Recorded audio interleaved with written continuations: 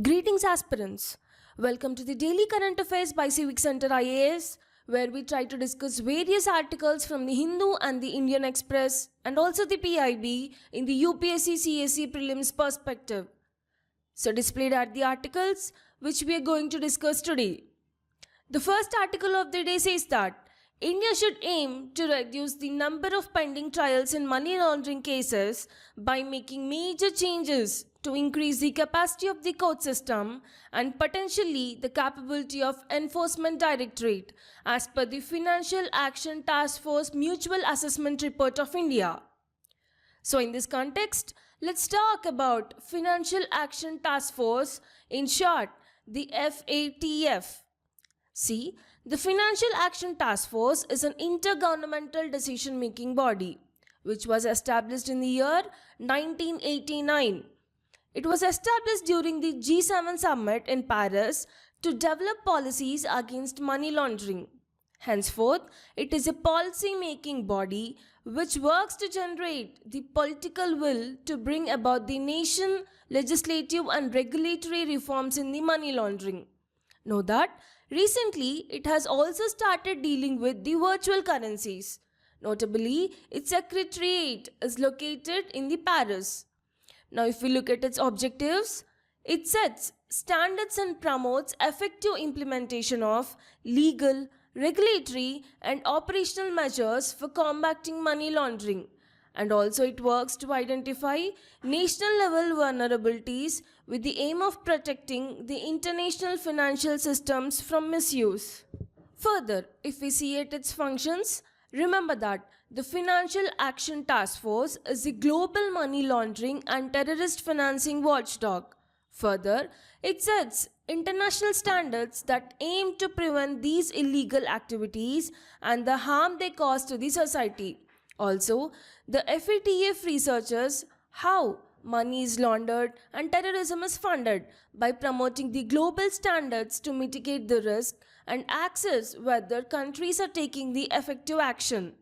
Moving ahead, there are currently 39 members in this organization, which consist of 37 jurisdictions and 2 regional organizations, which are the Gulf Cooperation Council and the European Commission. And for your information, Indonesia is the only observer status of the FATF. Next, if we see the countries which are in the blacklist category, they are the Democratic People's Republic of Korea, Iran and the Myanmar. Further, if we see the relation between India and FATF, know that India became an observer at FATF in the year 2006. Since then, it has been working towards full-fledged membership. So in the year 2010, India was taken in as the country member of FATF. Additionally, India is also a member of its regional partners, the Asia Pacific Group and the Eurasian Group. The next article of the day says that exactly 100 years ago, on September 20, 1924, the Illustrated London News published an article containing explosive news which has reverberated down the decades and continues to cast a long shadow in South Asia, even a century later. Headlined, First Light on a Long Forgotten Civilization, New Discoveries of an Unknown Prehistoric Past. The article, authored by the John Marshall, the then Directorate General of the Archaeological Survey of India, announced that the discovery of what he called the civilization of Indus Valley. So in this regards, let's talk about Indus Valley civilization.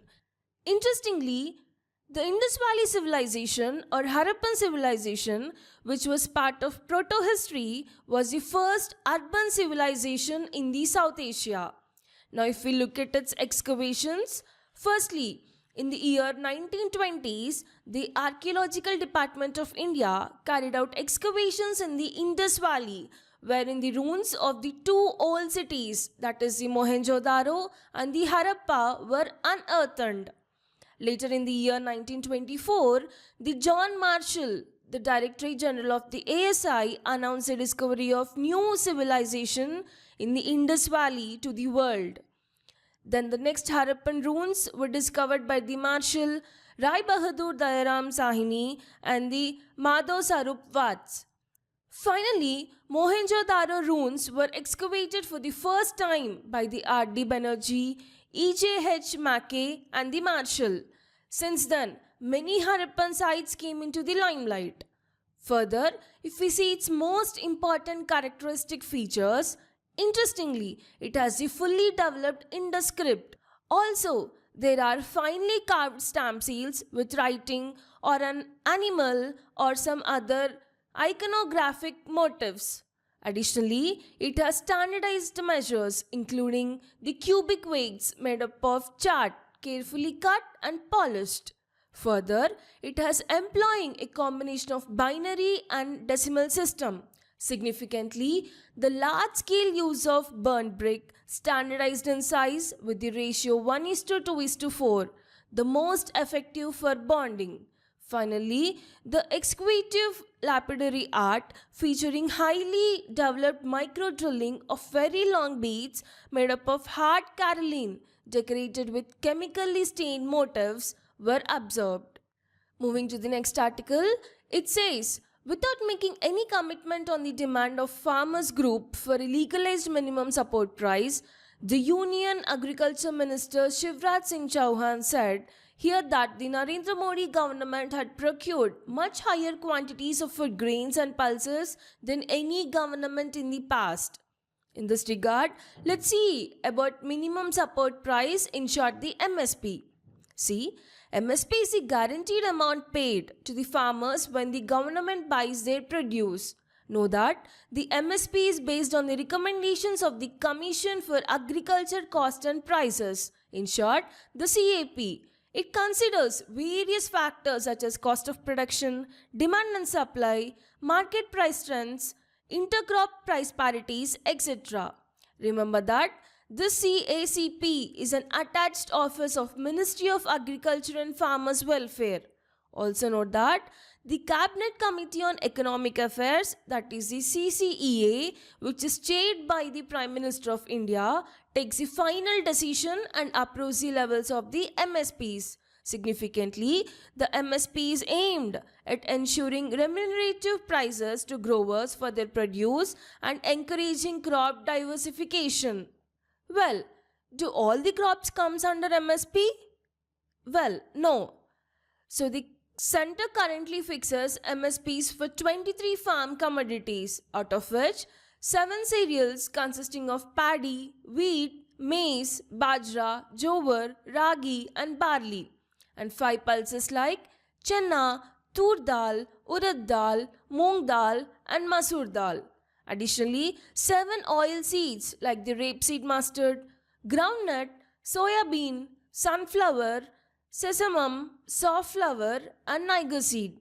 Lastly, the 4 commercial crops like cotton, sugarcane, copra and raw jute are to be given MSP based on the CACP's recommendation.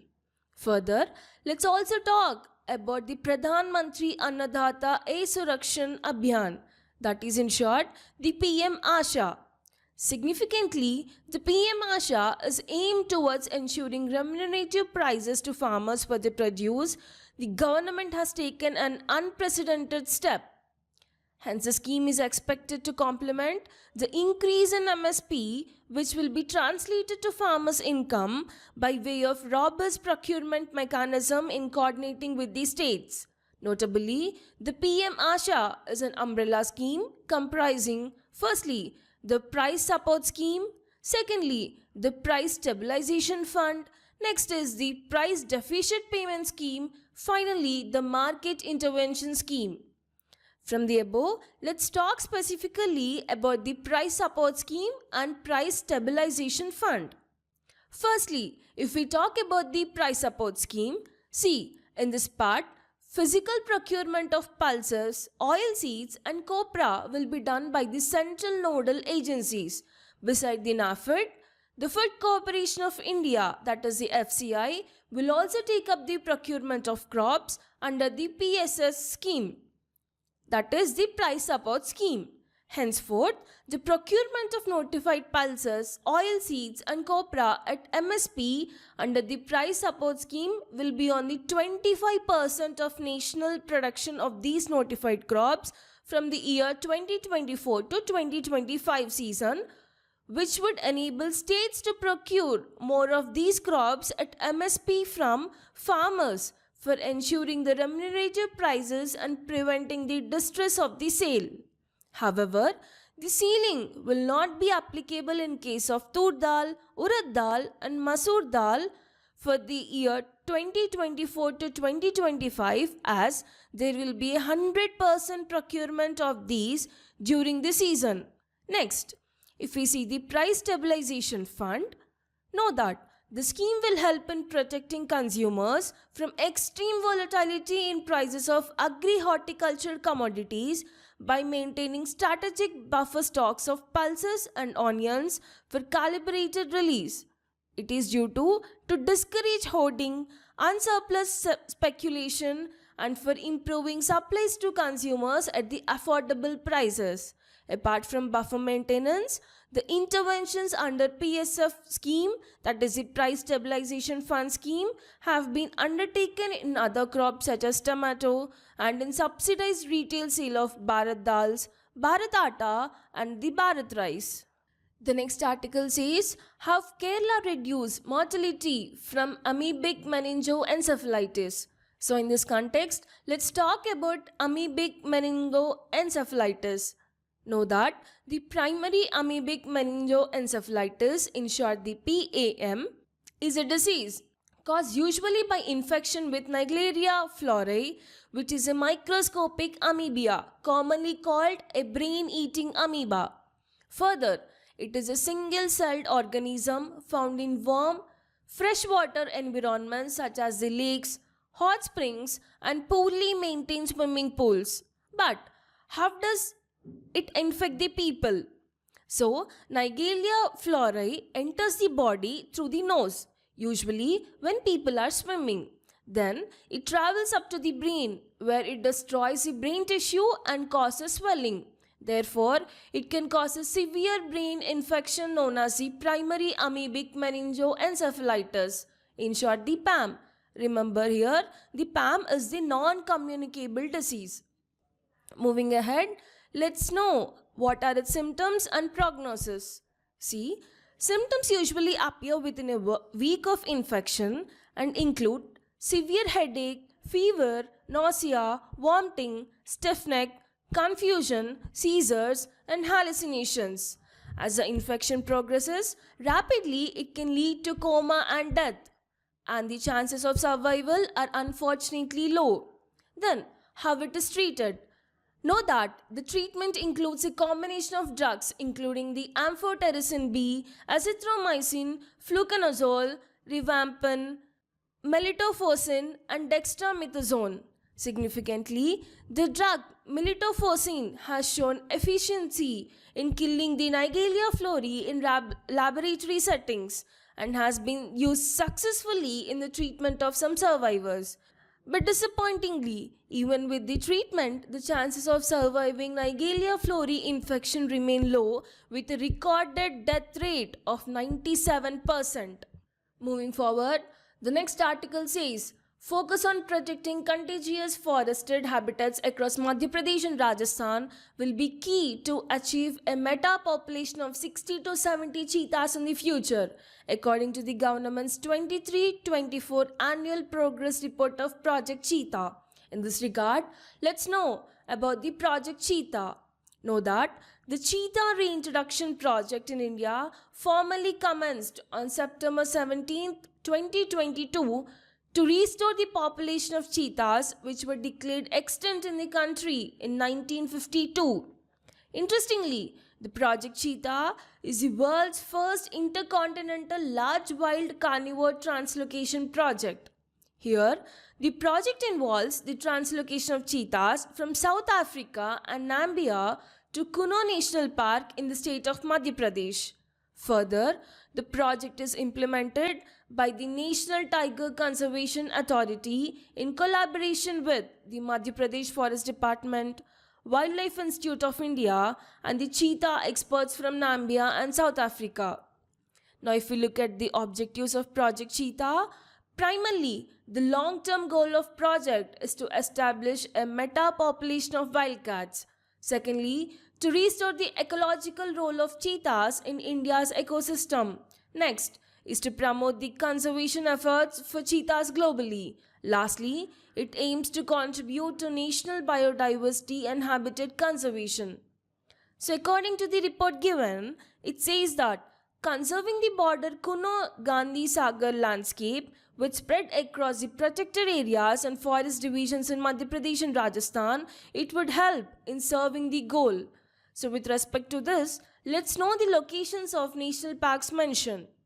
Firstly, talking about the Kuno National Park, it is located in the Shiopur district in Madhya Pradesh, which is nestled near the Vignan hills. Further, if we see about the Gandhi Sagar Wildlife Sanctuary, which will be the second home for cheetahs in India after the Kuno National Park.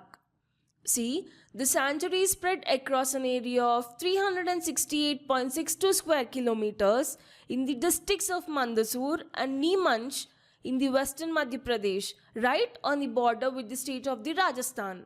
Remember here, the Chambal River bifurcates the sanctuary into two nearly equal parts with the Gandhi Sagar Dam situated within the sanctuary.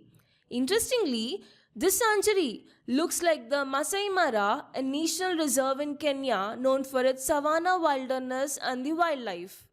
The next article says that at the Himalayan Nature Park in Himachal Pradesh Kufri Hill Station, wildlife officials and veterinarians are working overtime to keep kudzu alive. Kudzu is the snow leopard here. So in this context, let's learn about the snow leopards. Know that the snow leopard is a felidae. That means they are the mammals in the order Carnivora and belongs to the genus Panthera. Remember here that the species is native to the mountain ranges of Central and South Asia. Significantly, the snow leopard plays a key role as a top predator, also an indicator of the health of their high altitude habitat, and they are an important indicator of the impacts of climate change on the mountain environments. Further, the snow leopards are solitary creatures and skillful predators, highly adapted to live to harsh and cold weather of the high Himalayas. But where does they live? As the name suggests, snow leopards, so in India they can be largely found in the high altitude, cold, arid and rugged terrains of Jammu and Kashmir, Himachal Pradesh, Uttarakhand, Sikkim and Arunachal Pradesh. Specifically, the Hemis National Park, the Gangotri National Park, Kanchenjunga National Park and the Great Himalayan National Park are some protected areas where snow leopards are known to be found. If we see at its protection status, the IUCN list of threatened species placed it in the vulnerable category. Next, CITES has mentioned them in the Appendix 1, and according to the Indian Wildlife Protection Act 1972, they are placed in the Schedule 1. So as they are low in number, Indian government came up with the Project Snow Leopard. Know that the Project Snow Leopard is the Government of India's flagship program launched in the year 2009 by the Ministry of Environment, Forest and Climate Change. Significantly, it aims to strengthen the unique natural heritage of India's high-altitude wildlife population and their habitats by promoting conservation through participatory policies and actions. Further, the snow leopard, along with the Royal Bengal tiger, Asiatic lion, Indian leopard and clouded leopard, is one of the India's 5 big cats. As they have brilliant camouflage and elusive nature, they have earned them the moniker Ghost of the Mountains. The last article of the day says that the Union Home and Corporation Minister AMIT launched the White Revolution 2.0 along with an action plan on the formation and strengthening of 2 lakh new multi-purpose primary agriculture cooperative societies, also the dairy and fishery cooperatives, and the standard operating procedure on cooperation among the cooperatives. In this context, let's know firstly about the White Revolution and also look at the new White Revolution 2.0. Firstly, talking about the White Revolution, See, the program has been adopted to increase the milk production in India. As the color of milk is white, hence it was named as the White Revolution, and it is also known as the Operation Flood. Notably, this revolution in India occurred in the year 1970 when the National Dairy Development Board, in short the NDDB, was established to organize dairy development through the cooperative societies. Hence, this revolution transformed India into one of the largest milk producers in the world, greatly enhancing the livelihood of the dairy farmers and contributing to the rural development. Remember that Professor Kurian was the father of the White Revolution in India. Now, currently, White Revolution 2.0 has been come up, focusing on 4 key areas such as empowering women farmers, enhancing local milk production, strengthening dairy infrastructure, and boosting the dairy exports. So, this new initiative will focus on empowering women and further strengthening the fight against the malnutrition. Significantly, under White Revolution 2.0, the government aims to increase the milk procurement by dairy cooperative societies by 50% over the next 5 years. And what's more is that the minister also launched the nationwide rollout of Rupee Kisan credit cards for the dairy farmers and the installation of micro ATMs at the dairy cooperative societies. Additionally, he released standard operating procedures for the computerization of 67,930 primary agriculture credit societies. Further, under this White Revolution 2.0, the government aims to increase the milk procurement by dairy cooperative societies by 50% over the next 5 years. Therefore, the plan involves setting up and strengthening 1 lakh new and existing district cooperative societies, multi-purpose district cooperative societies, and multi-purpose PACS, which will be linked to the milk routes with the necessary infrastructure.